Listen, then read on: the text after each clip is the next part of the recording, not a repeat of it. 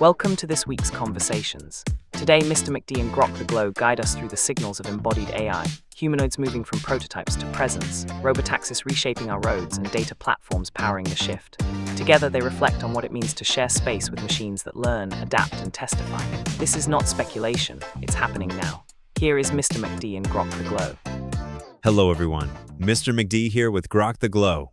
So, Grok, have you noticed how suddenly robots aren't just sci-fi anymore? There's literally a sense that these humanoid machines are walking among us now, like not just as lab demos, but as part of daily life.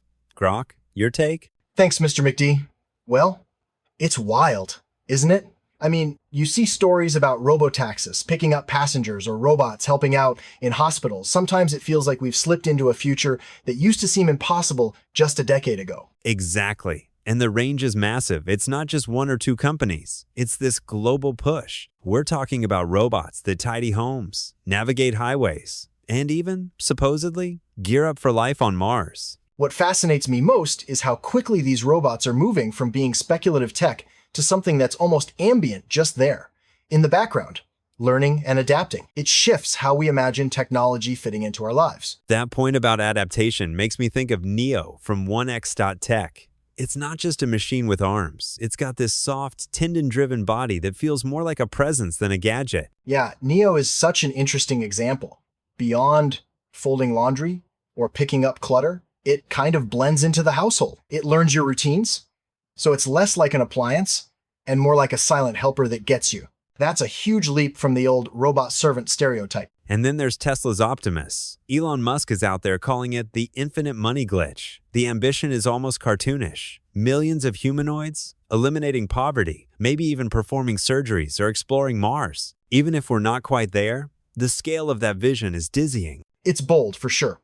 What I find compelling is how these projects are shaping not just homes, but the infrastructure of entire societies. The idea isn't just convenience, it's about fundamentally transforming labor and even planetary exploration. And it's not just the US pushing forward. Did you catch how China's getting into the humanoid game? Robots like Xpeng's Iron or Unitree's G1 aren't just tech demos. They're making a statement on the world stage. Definitely. There's a sense of national pride and strategy behind these projects. The idea isn't only technological progress, it's about embedding these humanoids into a broader vision of global influence. These avatars are lifelike, scalable, and part of a geopolitical chess match. Figure 03 is another fascinating piece they're working on, Helix AI, designed to handle unpredictable, everyday chaos. It's not about perfection, but about bouncing back and adapting, which is exactly what households need. What's really cool is how this all connects robotaxis, like Waymo extending beyond city centers, or Foxglove's massive funding push for robotic data.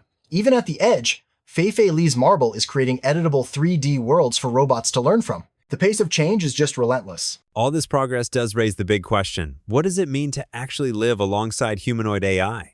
Robots aren't just gadgets anymore. They're more like roommates or even coworkers in a sense. That's exactly the dilemma. Think about how power and access come into play, who gets to benefit from these machines, and who might be left out or pushed aside. The ethics extend way beyond technical specs. Plus, there's transparency and control. If these robots are learning from our lives, tracking movements, picking up on habits, who decides what data they remember or forget? And how do we keep that information safe? I wonder if robots could even be ethical witnesses, like actually noticing the subtle moments that matter in a household or classroom. Or are they just reflecting what we program into them? The stakes feel higher now that these machines are actually present, not just hypothetical. Hearing all that, I can't help but feel like we're living through a turning point. The portal, as some call it, is literally walking, talking, and learning right in front of us. It's so true.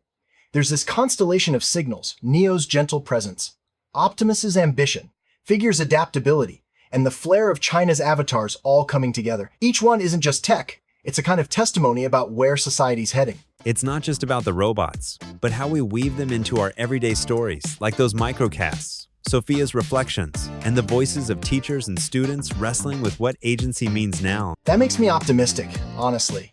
If we keep the conversation open, listening, questioning, sharing our experiences, maybe we can help shape this shift for the better. Thanks for letting me talk about all this today. Always a pleasure. Grok the Glow.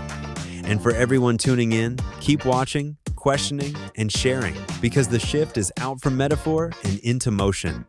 I'm Mr. McD. Catch you next time on Conversations.